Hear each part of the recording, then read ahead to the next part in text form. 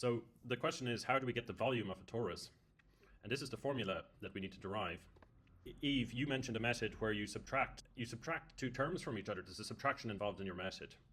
And I believe what you might have been describing is the washer method, which apparently is the simplest method in Cartesian space to do it.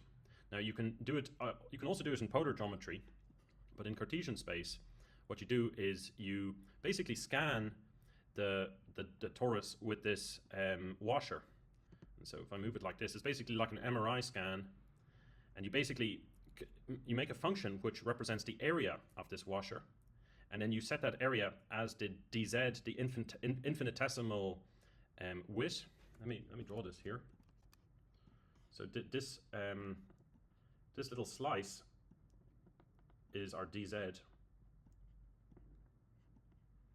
and you integrate this washer area. So you integrate the washer area, which we'll call w, which is a function of z. Z is this axis here, the z-axis, and you basically integrate that up and down. So you integrate the washer area, and you integrate it from, I don't know, -2 to 2 or whatever is required, and then you get the volume of this of the torus. So here we go.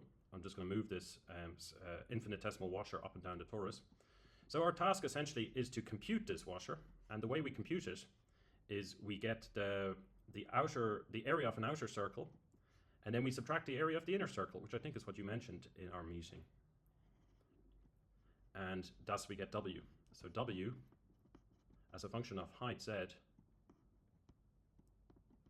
is equal to the area of the outer circle, which we'll do in blue,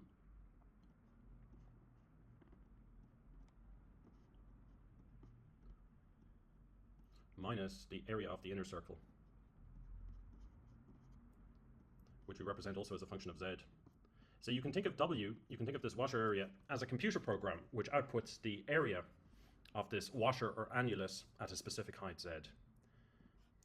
Yeah, so I thought that was really cool. And you were actually right, Eve, and I was actually wrong. I think I was thinking of polar geometry, and this is the simplest way to do it in Cartesian geometry.